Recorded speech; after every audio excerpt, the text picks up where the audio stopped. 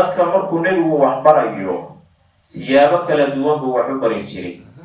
mar codsiga in wax la bartaa dadku ka imaan jiray. Masalan nin baa u imaanaya markaasuu leeyahay nabi maxamedow waxaan jannada ilaahay ku galo cadaabkana kaga badbaada ii sheeg. markaasaa nebigu leeyahay qul aamantu billahi thumma istaqim. mid kalaa u imaanaya markaasuu leeyahay nabi maxamedow ii dardaaran. markaasaa nebigu leeyahay laa taqdab. wuu ku soo celcelin halkaasuu nebigu istaagayaa sala allahu calayhi wasalam. ha caroonin.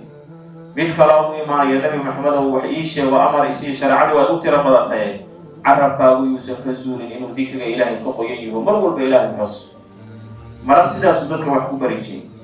marna dadkoo waxba ka codsan ayuu nebigu asagu iskii ula maagi jiray sida xadiidkan hadda inuu sheegnayo nebigu uu leeyahay war erayaashaan yaa iga qaadanaya oo ku dhaqmaya cid ku dhaqantana gaarsiinaya maxay noqon doonaan.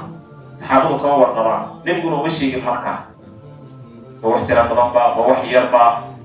abu hurayra oo khayr jacaylka caan ku ahaa ayaa yidhi nabi maxamedow anaa hawshaa dhulka u dhiganaya. waxaa laala waxaad soo wadid waadan weli noo sheegin. anaa ku dhaqmaya baranaya dadkii ku dhaqmi lahaana u gudbinaya. markaasaa nebigu gacanta qabtay sala allahu calayhi wasalam. waa raxmad mucallim dadka wax barayuu nebigu waa sala calayhi wasalam. cilm mucallima oo dad wax bartana nebi maxamed baa ugu qaalisaa. qofka aad wax baraysid in mararka qaarkood madaxa loo salaaxo in adoo salaamay oo gacanta ku hayaad wax u sheegtid. nebigu dhaqanka waa lahaa. cabdullahi mascuud iyo gacanta keen wuu salaamay nebiga gacantiisii oo labada gacmooda nebiga ku kala dhex jirta ayuu nebigu ataxiyaadka barya calayhi salaatu wasalaam. marka gacantuu nebigu qabtay markaasuu 5 arrimood u tiriyey. kow waxaa ka mid wixii ilaahay kaa xarimay iska ilaali. waxa ilaahay kaa xarimay waa 2 qaybood. waajib aad ka tagtay iyo xaraam aad ku dhacday labadaba iska ilaali. waajibka ha ka tegi salaada ha ka tegi. dad waxaa arkaysaa salaada waajibka ahayna dayacaya salaatuleylkii taraawixdana tukanaya waa khalad. soomka ha ka tegi. sakada kugu waajibtay ha ka tegi bixinteeda. xajka kugu waajibay inaad gudatay ha ka tegi. waajibaadka ilaahay gudo. haddaad ka tagtidna xaraam baad ku dhacday. wixii ilaahay uu kaa xarimo uu ku yidhi iska ilaalina iska dhowr maxaa ka mid ah shirkiga inaad ku dhacday. sixirka dadka la faro. zinadoo la zinaysto. dadkoo xaqdarro lagu laayo. beenta oo la sheego. dadka oo la khayaano. beecshirada iyo mucaamalada dadka wax laga kala gadanayo oo khayaano loo sameeyo wax loo dusiyo. kulligood intaas iyo in kaloo kasii badanba muxaramaadkay ka mid yihiin. xasadkaa ka mid ah iska ilaali. haddii lagaa helo labadaa qodob oo muxaramaadkii aad ka dheeraatid wixii waajibaadkaana la timaadid xikmadii lagu abuurtay adoon ka soo baxaad noqon takun wuxuu nebigu leeyahay acbada naas dadka ruuxa ugu cibaado badan ayaad noqonaysaa. oo waxaan u baahanahay inaan noqono dadka ugu cibaado badan. qodobka labaad nebigu wuxuu yidhi sala allahu calayhi wasalam wixii ilaahay uu kuu qoondeeyo oo kuu maamulay raalli ku noqo. dadku isku mid ma aha. qaar baa ilaahay wuxuu ugu talagalay inay faqiir noqdaan maslaxadoodaana ku jirta. qaar baa ilaahay ugu talagalay inay qani noqdaan maslaxadoodaana ku jirta. labaduna waa imtixaaman yihiin. qaar baa ilaahay ugu talagalay noloshiisa inuu xanuun ku dhammaysto ama asagaa xanuunsan keliyaha fadhiya beerkaa cilmi ka jirta kansar buu qabaa sonkor iyo dhiikar buu qabaa waxaway xanuuno halis buu qabaa ilmaha ka xanuunsan xubnihiisa qaar ka mid oo uu jeclaan uu la'yahay. ilaahay baa laga yaabaa sidaa ilaahay baa sidaa u talagalay. maxaa kaaga aadan ilaahu raalli baan ku ahay alxamdulilah ilaahu wadaa ii qadaray ku raalli noqo. qaar baa laga yaabaa carruur la-aan inay hayso oo intaasoo sana reerka soo lahayo aan waxba dhalin. waxaa laga yaabaa haddaad dhali lahayd inaad ku aafoobi lahayd sidaan way khayr kuu tahay wuxuu ilaahay kuu qadaray raalli ku noqo alxamdulilah. ma qiyaamada ilaahay ku weydiinaya maxaa carruur u dhali wey lagu weydiin maayo. qiyaamada waxaa lagu weydiinayaa camalkaagu ma fiicnaa mise ma xumaa. labadaan ka fakar. adduunyo waana la hela waana la waayaa. hadday kaa maqan tahay maaha inuu ilaahay ku necel yahay. haddaad haysatidna maaha inuu ilaahay ku jecel yahay. wuxuu ilaahay kuu qadaray ku raalli noqo. maxaad noqonaysaa dadka ruuxa ugu qanaysaa. qaninimada inagu waxaan naqaanaa qofka aqoonadiisu buuxaan laakiin qaninimada dhabtahay waa qalbiga. kuwo badan oo hantilayaal oo milyardheer ah ayaa laga yaabaa inay daaqadaha iyo guryahaas ka soo turaan iyo dabaqyada. ayaa laga yaabaa inay ku nool yihiin murugo iyo walwal. ayaa laga yaabaa inay ku nool yihiin istarays.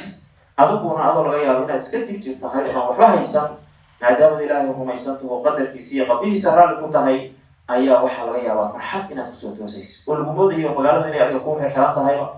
ilaahay wuxuu kuu qadaray raalli ku noqo ha kuu badnaadeen ha kuu yaraadeen waxaad noqonaysaa dadka ruuxa ugu qanisan. wuxuu nabigu yidhi sala allahu calayhi wasalam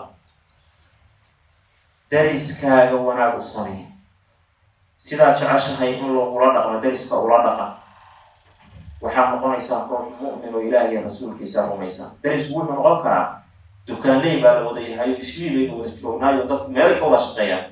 dadka aad shaqada dariska ku tihiin oo dariskaaga ah wanaag kula dhaqan, ha khiyaanin, been ha ka sheegin, dib ha u geysan, ha dulminin, ha sixrin, indha saracadii balaayaha u adeegsan, ilaahay kaga baqo. daris waxa ah qofka gaariga kula saaran oo diyaaradda kula saaran oo safarka kugula jira. daris waxa ah qofka deegaan ahaanta dariska kugula ah. daris waxa ah gabadha kula noole xaaskaaga ah, ninka ku qaba gabar haddaad tahay ninkaaga oo dariskaaga. qofka uu idin kulmisay masaajidka iyo tacliimtu madaarista iyo jaamacadu kulli waa daris. mid walba waxaa lagaa rabaa wixii wanaagood u awoodid ku caawi, sharkaaga ka hayso, dhibkoodana u dulqaado, erey macaan oo wanaag ka turjumahayana kula dhaqan. waxaad noqonaysaa sidaa haddaad samaysid qof mu'min ahee wanaagsan ee hagaagsan. wuxuu nabigu yidhi dadka waxaad kula dhaqantaa sidaad jeceshahay in lagula dhaqmaadi. see jecesha xuquuqdaada maalka in lagu xadgudbo ma rabtid, cirdigaaga iyo sharaftaada in wax laga sheega ma rabtid, deeyaanadaada in la tuhmo ma rabtid iyo diintaada iyo ku dhaqankeeda. saad u eegtaho ilaahay ku abuuray in wax laga sheega ma rabtid, ehelkaaga iyo usuushaad ka soo jeedid in la caayo ma rabtid, qabiilkaaga ma rabtid.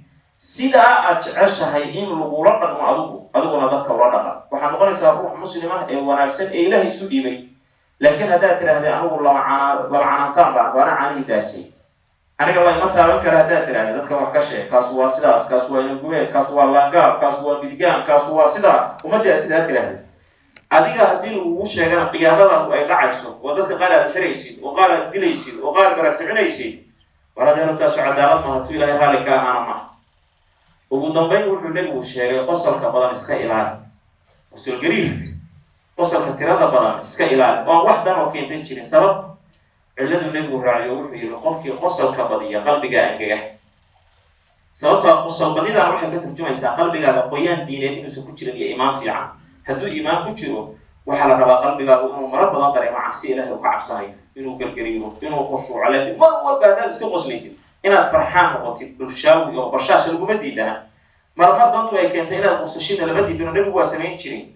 laakiin inay dhaqan kuu noqoto 24 saac intaad qosashid sheegada inaad gosid. hadda waxaaba la sameeyeyba hay-ada dhan oo dadka ka qoslinahaya, muasasaad dhan lagu leeyahay dadkaa lagu qoslinahayo, wax kale ka shaqayn maayo, khayr u sheegi maayo, sharka reebi maayo, horumar ummadeed iyo dowlade iyo dad gaaritaankood ka shaqayn maayo, keliya riwaayad iyo majaajilo.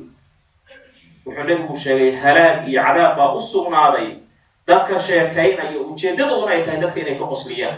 ujeedada u sheekaynayaan waa in dadku ku qoslo bas, macna mal qosol wixii qosolkeena ku qosol. laakiin inaad meela u aadid oo tigidha u goosatid oo safarra u gashid aa soo qoslahaya dhaq maantoo dhan waxaasu macna male.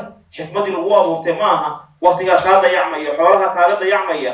ilaahay waa inaan uga cabsano dad xadidan oo dhaqankooda iyo tasarufkoodu u kooban yahay oo diinta ilaahay ku dabran oo waxay diintu ka reebtayna ka hara, waxay diintu u fasaxdayna si wanaagsan ula yimaada sida aynu ku dadaal